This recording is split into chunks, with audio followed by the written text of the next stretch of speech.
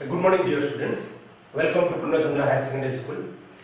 So now, in the previous class, we are discussing about cell and internal resistance of the cell. How to calculate the internal resistance of the cell. Okay. And the next part we have discussed about the combination of the cells. Okay. So now, in the combination of the cells, in the previous session or in the previous video, where we are discussing about the series and parallel combination of the cell. And one more part is left, which is discussing in this class. Let us discuss about the mixed grouping of the cell.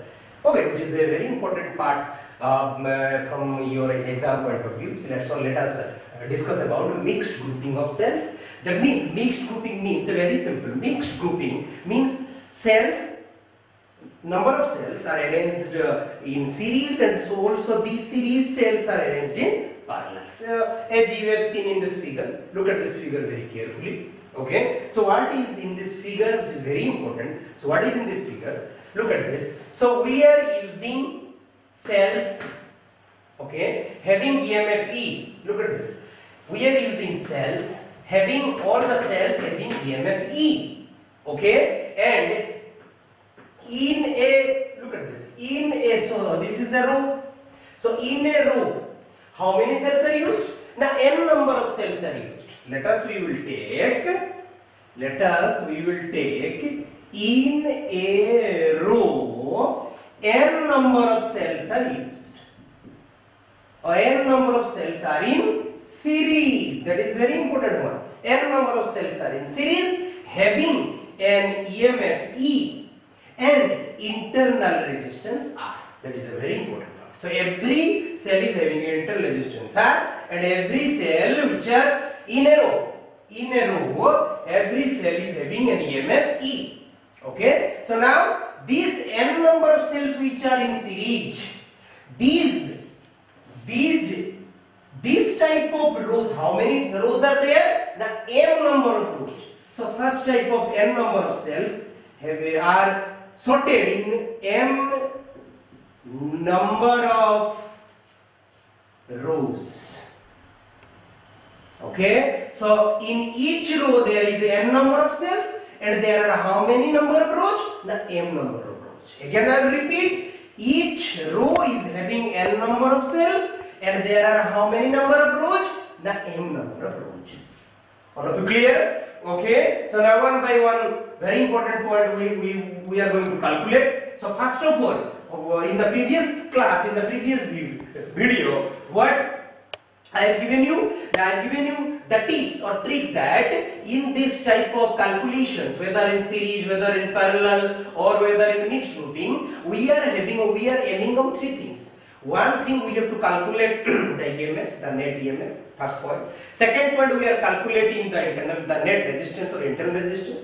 Third point, we are calculating the current. These are the main three parts, okay, of our in this discussion. So first of all, first we will discussing about the EMF. Okay. So now each cell is having an EMF E, and there are how many number of cells in a row? N number of cells in a row. Okay. So that means in a row, what is the net in a row? Number one, in one row. Okay. The net or total EMF, your how much? Now n number, so that is NE. Very simple. Okay, so in one row the net EMF becomes NE. Okay, and such type of NE, look at such type of NE is having how many number of rows? Now m number of rows. And these m number of rows are in which fashion? Parallel fashion. So from the parallel concept, what do you know? Now from the parallel concept we know that each row is having what the EMF is. That EMF is persist throughout the net circuit. Clear? That means now you can write Octave. The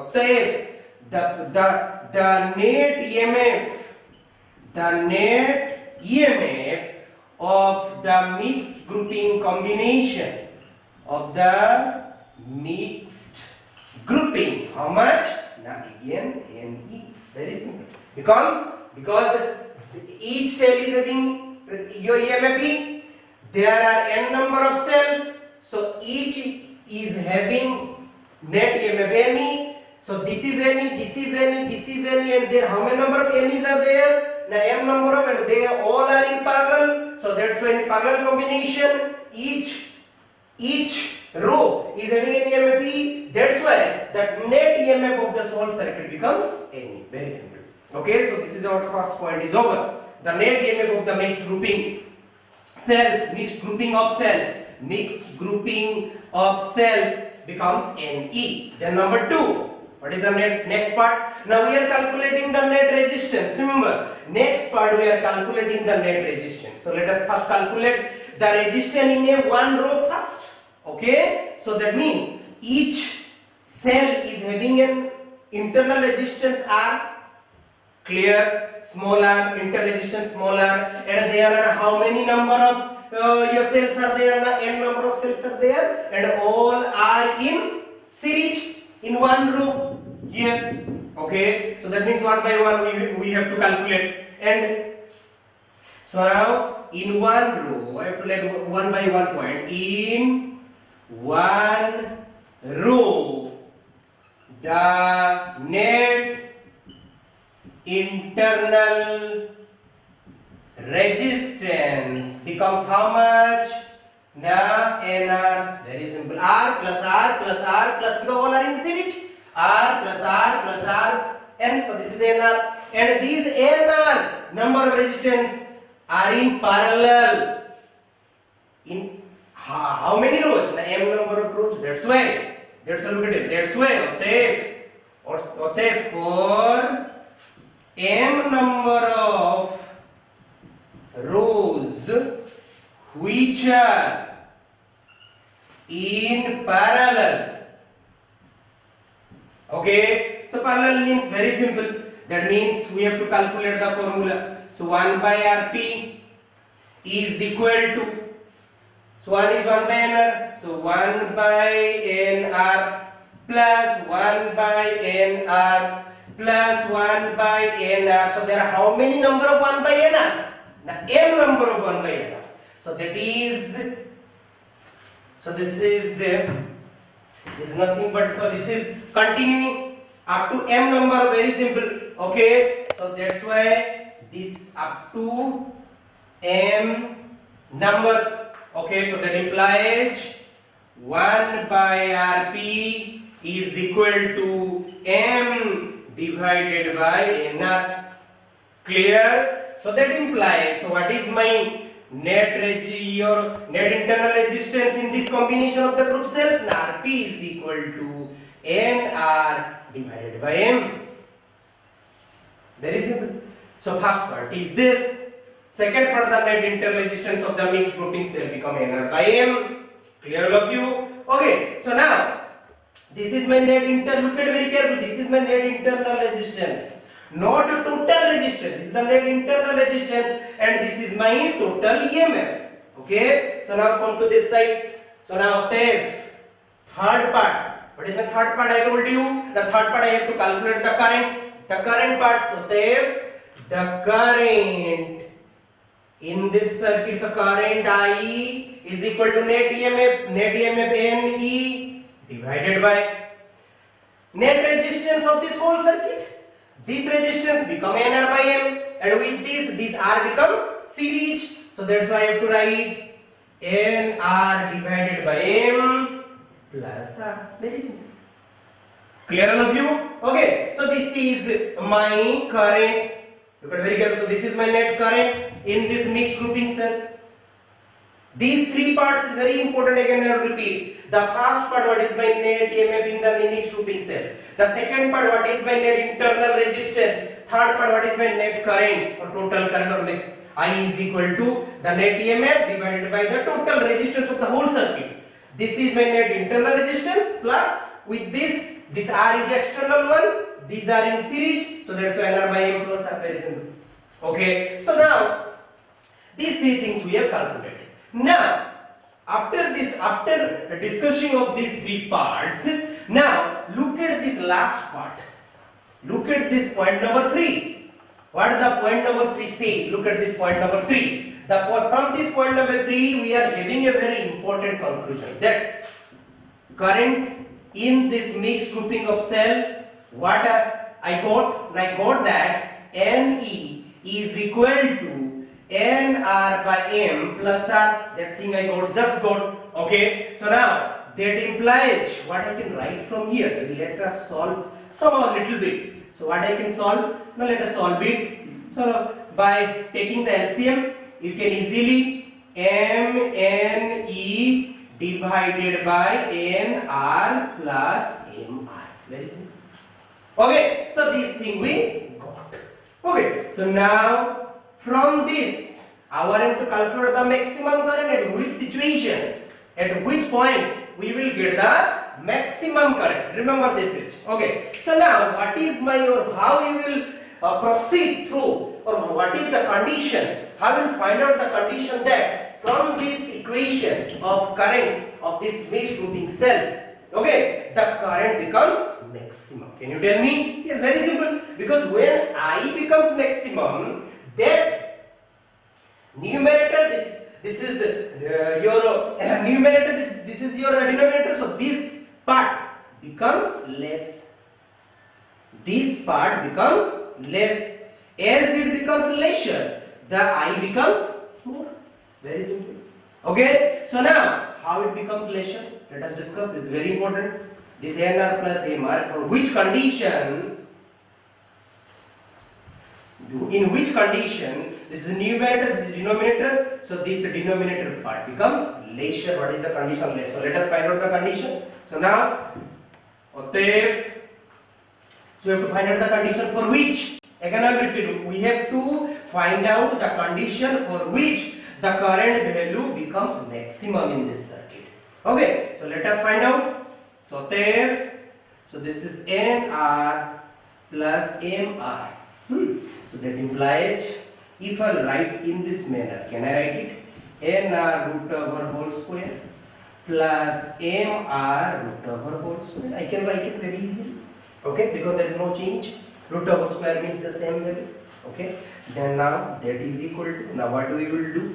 Now NR root over whole square plus MR root over whole square, and what we will do? Now we will just subtract a term and also add a term. It will never change this one. Okay, so let us subtract 2 root over, look at this very carefully, NR into root over MR, and again I have to add the same term, that is 2 root over NR and root over MR. Okay, it will not change this term. Very simple. We will add the same term and we will subtract the same. Okay, so now that is equal to, now next, this is a very this is important formula, a square plus b square minus 2ab. A square plus b square minus 2ab. So what is the formula? Can you tell me? This is root over NR. Okay, a square plus b square minus 2ab, a plus b whole square, a plus b whole square. Okay, then again plus 2 root over NR root over MR. Clear? So now, just I told you that our aim to get the current value maximum in this circuit. To get the current value maximum, this term must be minimum. So now, to get this term minimum, what is my condition? Now, to get the condition, we are moving in this manner, in this process. So, in this process, we are moving. So now, in this process, we are moving. Okay. So now, in this process, we will get this term. So, to get the minimum value, this value will be minimum, means the whole value should be minimum. Very simple.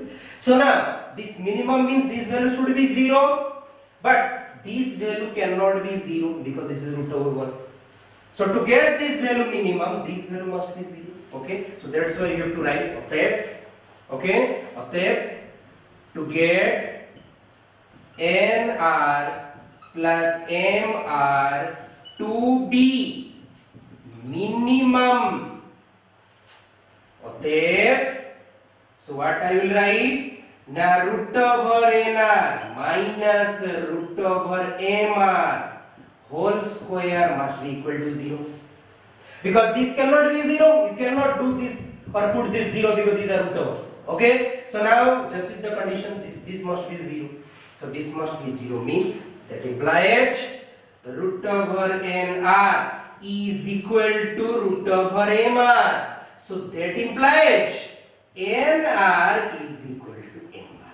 So this is my condition. Equation number I will put it as 1. So this equation number 1, remember this equation number 1 is my important condition for which again I will repeat, nr is equal to mr is the condition for which the I or the current in the mixed grouping cell will be maximum. Remember all of you students? So now our aim to find out the condition. So what is the condition? The condition is that nr must be equal to mr so that the current value becomes maximum. Okay, so now if I will put this condition here, so let us put this condition here. Let us put this equation number 1 in this equation number A. Let us put the equation number 1 in equation number A. So what are the conditions? So here I have to write conditions for maximum current. Sorry, again I will write it. Condition for maximum current. Okay, so now this is my condition. I have to put it here. So I is equal to mne divided by, so nr is equal to mr. So first I have to put nr plus nr. So that is mne divided by 2nr. This n cancel out. So what I will get? Now me divided by 2r. This is one condition. Or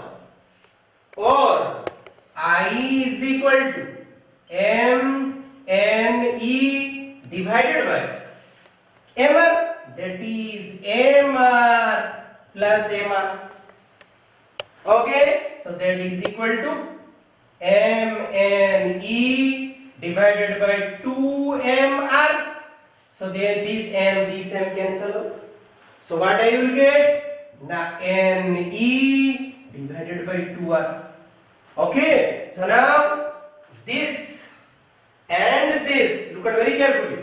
This and this are the two conditions for which the current will be maximum in this case or in this circuit, that is mixed grouping of cells. Remember, this is the important formula. These are the two important formulas for which the current is maximum in the mixed grouping of cells. Okay, so these things remember from the problem point of view and also for the exam point of view. The derivation is very important, and so also the process I am going through, that is a very important part.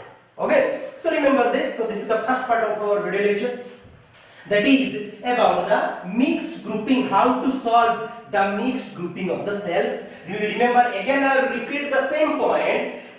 In the grouping of cells, whether it is parallel, whether it is series, or whether it is mixed grouping, in all the cases, okay, in all the cases 3 points are very important. Listen very carefully. The first point, you have to find out the net EMF. The second point, you have to find out the net resistance, okay, and the thirdly you have to find out the maximum current.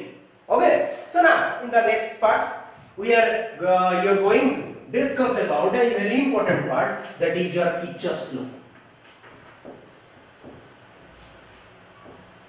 That is Kirchhoff's law. This is a very important part.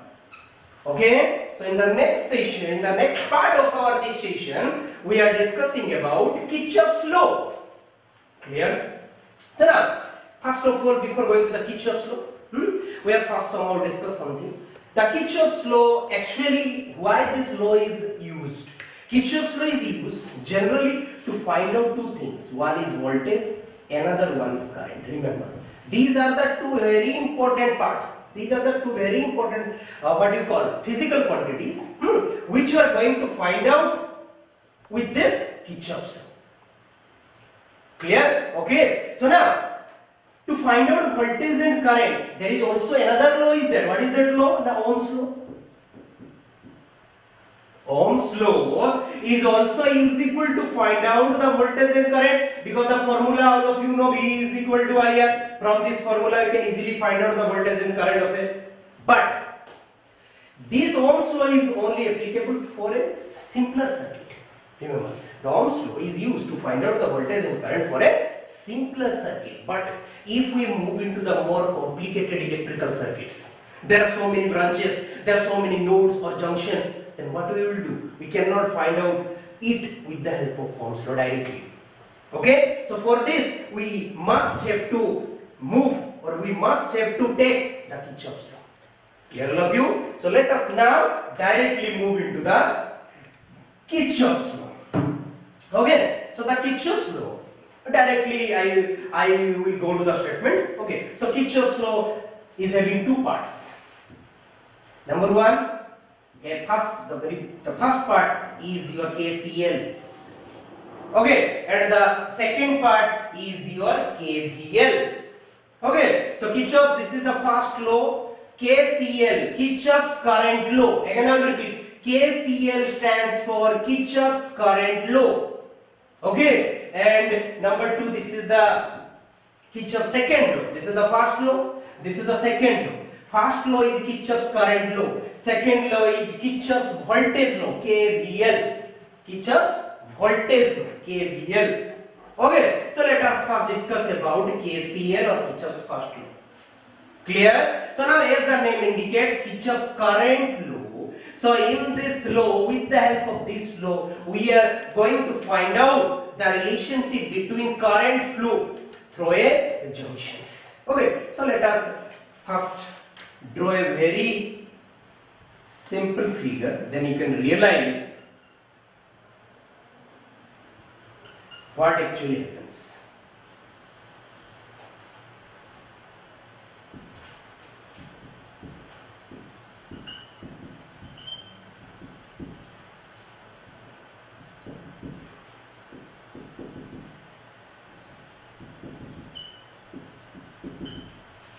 Okay, first point, KCL is only applicable for node or junction. Remember, the first point in KCL, you have to remember that KCL is only applicable to a junction or a node in a circuit. So for example, as I draw in the circuit, okay, this is, remember, this is not a closed circuit, this is an open circuit, because these are not connected. So in an open circuit, this is a node. Again I will repeat, this is named as A. So this is a node or a junction. Okay, so in this junction, what we are going to find out? We are going to find out the relationship between these currents only. That's why it is called KCL, Kirchhoff's current law. So first of all, what the law states? First, let us discuss about the statement. Okay, so Kirchhoff's law states that, remember, Kirchhoff's law, Kirchhoff's current law, or we can call it as a Kirchhoff's first law, tells us that, or states